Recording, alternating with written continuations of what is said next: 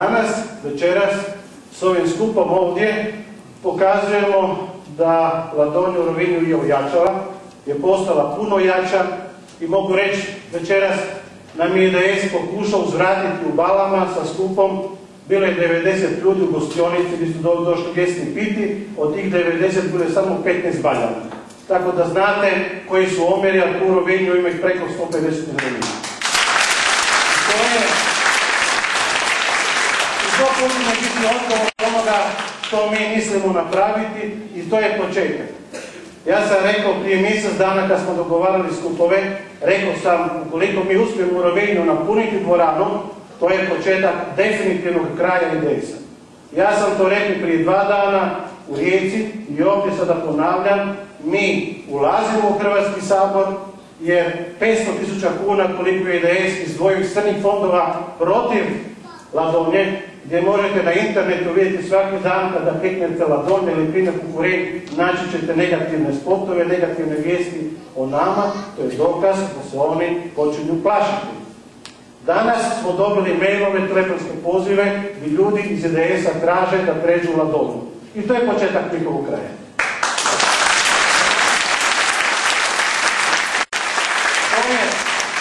To je ono što se počne dešavati u Istri. I IDS nije išao u koaliciju sa Kukuriku koalicijom zbog toga što su oni zajedno jer se vole. Nemojte zaboraviti, kad su bili predsjednički izbori ovdje u Istri, predsjednik IDS-a otvoreno je u vrijeme dok im je Damir Kajin bio predsjednički kandidat, zagovarao i rekao je mi ćemo podržati Milana Bandića, a ne Ivu Josipovića, što smo mi napravili.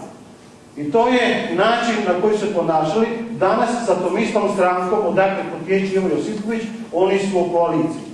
A prije 2 mjeseca sa HDZ-om su potpisivali sporazume. Pokazuju da idu samo iz interesa, jer im ankete pokazuju da su zadnju godinu dana rejting im je pao više od 100%. Duplo im je pao rejting. Došao im je na ispod 10% na području 8. izborne jedinice od onoga što su 26% imali prije godinu dana. To su podaci, to su stvari koje se dešavaju. Glas Istre dao nam je prije tjedan dana mogućnost da se pojavimo 6 puta u Glasu Istre. Prekjučer dobili smo podatak, možemo se javiti samo 2 puta. Zašto? Zašto? Ili su promjene se dešavaju. Ja ne isključujem da ćemo sljedeći tjedan, vjerojatno sljedeći četvrtak i petak, imati naslovnicu protiv nas u tom istom Glasu Istre. Znači, mediji se počeli zatvarati prema Ladonji, izmišljaju ankete danas na njihovom portalu koji ga oni plaćaju, izlazi vam podatak da prolaze drugi, ne prolazimo mi, a istovremeno njihova koalicija ima sastanak danas na kojem sastanku govore oko toga Ladonja debelo prolazi. To su činjenice. Nas to raduje. Zašto nas raduje? Raduje nas da smo na dobrom putu, da dobro radimo. Večeras ste čuli kandidata, čuli ste osobe koji su ovdje izašli van i počeli govoriti o konkretnim stvarima. Šta se dešava na ovim drugim skupovima? Prvo, ne dolazim niko iz Zagreba, nego sami vode kampanju, jer u Zagrebu su rekli to je vaša stvar. Izvolite se vi boriti se Ladonjom sami. To im kažu. S druge strane, 60% vremena troše na primjer Kukurina i na Ladonju. Znači najveći neprijatelj, najveće zlo koje postoji u Istri i najveći krivac za sve što su oni ne napravili, im je Ladonja i primjer Kukurin. 60% vremena. O tome je djelo govoriti. A ja kažem vama, vi sami izvažite i pogledajte. Ovo su osobe koje ste čuli, svako tih osobe iza sebe ima priču. Ima život, ima rezultate. Svako tih kandidata je nešto u životu napravio. Svako tih kandidata, i gledajući Raula, radi u privatnoj firmi. Od njegovog rada zavisi da li će dobiti plaću, da li će dobiti stimulaciju na plaću i od njegovog rada zavisi da li će na kraju mjeseca dobiti uopće plaću. Imate Mauricija, koji isto radi u firmi, koji je opet privatna firma i od toga da li proizvod koji oni proizvode će biti na kraju mjeseca plaćan. A uzmite kandidate HDZ-a, uzmite kandidate Kukuriku koalicije i pogledajte da li njihova plaća zavisi od rezultata rada ili će oni dobiti plaću tako i tako na kraju mjeseca bez obzira na to radili ili ne radili. Dobit će je. Zašto? Jer rade u državnom sektoru, javnim novcem, raspolažu i niko ih ne pita za zdravlje da li su nešto napravili ili nisu napravili. Kada kažemo da su ti ljudi imaju svoju priču, svoj život, da su nešto stvarali, imate vlada, ima firmu, 30 radnika zapošljava, živi u selu kojemu njih dva, od sela 11 ljudi stanovnika zapošljavaju 60 ili 50 ljudi zapošljavaju, oni mogu nešto ispričati priču. Uzmite samo ovdje, živimo u Rovinju, kandidat Kukuriku koalicije koji dolazi iz Rovinja, rekao je Raul, nema niti jedan dan radnoga staža u privatnoj firmi, odnosno u firmi čiji se rad važe na tržištu. Rad koji se važe na tržištu, koji na kraju mjeseca zavisi da li će proizvod ili usluga biti naplaćena, odnosno prodana, a tek nakon toga naplaćena. Vi koji radite u privatnim firmama, privatnim obrtima, znate jako dobro koliko god radili, mučili se, koliko god tu uslugu prodali, pitanje doći će naplatiti, da li za naplatiti za 5, 10, 15 dana ili 100 ili 300 dana. A ovi drugi imaju ovo drugo. Uzmite kompletnu listu i Kukuriku koalicije i HDZ-a i opet ćete dobiti isti rezultat. I uzmite, pogledajte si sliku u zadnjih 20 godina političara koji su u Hrvatskoj bili na televiziji, na sceni. Ko su ti ljudi? Odakle dolaze? Šta su napravili? Koliko tih ljudi kada završe političku karijeru, mandat, da li oni mogu ići negdje raditi? A da nije opet neka služba državna na jaslama budžetu. Koliko takvih ima? Koliko? Malo, ništa. A ove osobe tu koje ste gledali i slušali, svako od njih, kada završi posao, može se vratiti i ima se gdje vratiti. I zato se mi ne plašimo, mi se radujemo natjecanju, natječemo se, zato što smo se naučili natjecanju i zato smatramo i vjerujemo da Hrvatsku iz problema u kojima se nalazi ne mogu dovesti ponašanje kako je bilo zadnjih 20 godina. Ne mogu dovesti, promijeniti ljudi koji su se ponašali na takav način kakav su se ponašali zadnjih 20 godina. Zaludo programi, zaludo planovi koji se govore, kojim pišu neki ljudi, a oni koji ga recitiraju su osobe koje nisu u stanju to sprovesti na djelu. Ako imamo ovdje slučaj da imamo kandidata za Sabor sa te liste konkurencije, koji gradi jednu sportsku dvoranu 3 godine, a istovremeno na 500 metara zračne linije izgradi na hotelu koji je 10 puta veći u 9 mjeseci, koji gradi skuplje nego što je ugovoreno, premaši 20 milijuna kuna više da to košta, a istovremeno se napravi hotel, odnosno dvorana takva, 13 km udaljenosti sa cijenom koju je ugovorena toliko se plati u 9 mjeseci, onda takva osoba nije sposobna. I osoba koja obećaje da će napraviti nešto od tog obećanja, niti 5% nije započeto, kao što je rekao Učo, da to su nesposobne osobe. E sada, u takvim osobama se daje povjerenje, gdje je garancija da će oni biti bolji? Da li ćemo mi na ove izbore ići sa željom da glasamo zato što oni tamo su loši, pa ćemo izabrati ove druge zato što nam kažu da će oni pobijediti?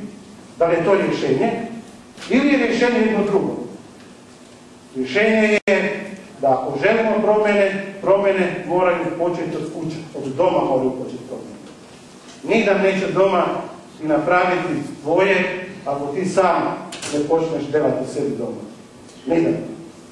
Nema tog događaja, nema tog slučaja da neko drugi je riješio vaše probleme u porodici i obitelji. Nema toga. Nego sami morate to rješavati ukoliko sami ne riješite, nećete imati riješene probleme. Mi smo u Ladonji pokušali pokazati i dokazali smo na više primjera. Dokazali smo na primjerima i Višnjana, i Pinjana, i Bala, da je moguće sa zajedništvom nešto mijenjati. Onda su nam počeli pregovarati da, ali to su male sredine, to su mala sela, u gradu ne možeš ni vožu županiju mijenjati to. Dokazali smo ove 2 godine da možemo biti opozicija kakvu Istra ne pamti i Hrvatska. Mi kao opozicija smo pokazali, dokazali da smo 2 puta, odnosno 3 puta jači, 4 puta jači od HDZ-a, jer ima samo 2 vijećnika, 2,5 puta jači od SDP-a, jer imaju samo 3 vijećnika, a mi ih imamo 8.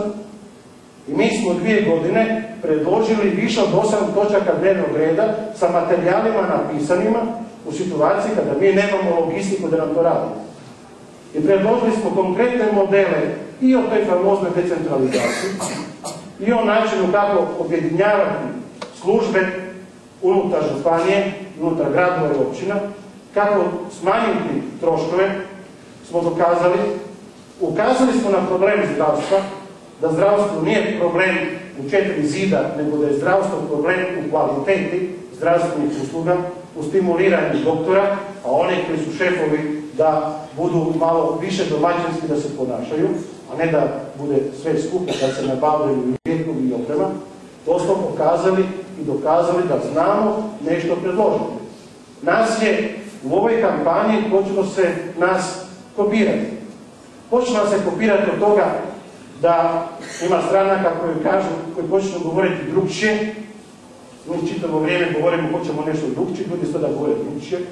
Počeli su nas kopirati u predizborima. SDP sada otvoreno govori da treba izvršiti participativnu demokraciju, da treba dati građanima, da građani sami u sudjelu odlučivanju tko će biti na listama. Čak jedan IDS raspisao natječaj ko se želi javiti za listu, da to napravi. Znači, počeli su nas u tome kopirati. Počeli su nam uzimati dijelove našega programa, od toga da treba u ovoj državi napraviti strategiju gospodarskog razvitka, pa do toga kada govorimo o tome da javnu nabavu treba jednim dijelom 30% barem zakonski ograničiti, da se mora dati malim i srednjim poduzetnicima i tako dalje. Na tome mi pokazujemo nešto što u Hrvatskoj se još nije čulo. I na kraju krajeva jedan predsjednik države, bivši premijeri govore da u ovoj Hrvatskoj državi je potreban konsenzus oko ključnih točaka da bi Hrvatska izašla van iz krize. Mi smo to prvi rekli, govori drugi. A mi istinski smatramo, neovisno o tome tko koliko dobio glasova u Hrvatskom saboru, da treba postići zajedništvo oko ključnih tema, oko smanjevanja javnog duga, oko činjenice da država mora biti učinkovitija, oko mjera za rast i razvoj poduzetništva, uključujući poreznu i zdravstvenu reformu, oko toga da bi trebalo promijeniti izborno zakonodavstvo na način da izbori budu svake 4 godine, ne svake 2, da se budu otvorene liste, da nema više od 2 puta da se izaberu iste osobe na mjestima, da njihova plaća zavisi od rada koji naprave. Mi smatramo da su to pitanja po koje bi trebalo postići dogovor. Neovisno o tome tko pobjedio, tko nije pobjedio.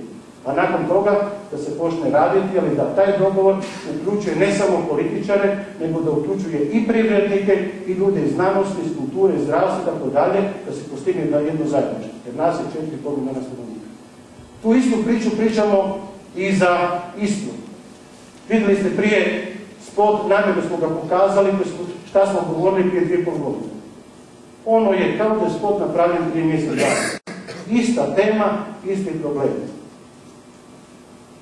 Ista tema, isti problem. Govori se o nekom Guggenheimu, govori se o nekom eliksiru mladosti, eliksiru života, ovdje se u Rovinju priča o bolnicama, vamo tamo, ništa toga se nije desilo. U tome ako hoćemo promjene, moramo promijeniti način ponašanja. A način ponašanja možemo ga početi mijenjati ukoliko promijenimo političare. Ukoliko promijenimo ljude koji znaju, hoće i koji mogu. I ukoliko koristimo ljude, neovisno o tome kojoj stranci pripadaju. To nama treba u Hrvatskoj. I treba nam to da se ljudi počnu skupljati za ono što je za, a ne protiv nekoga.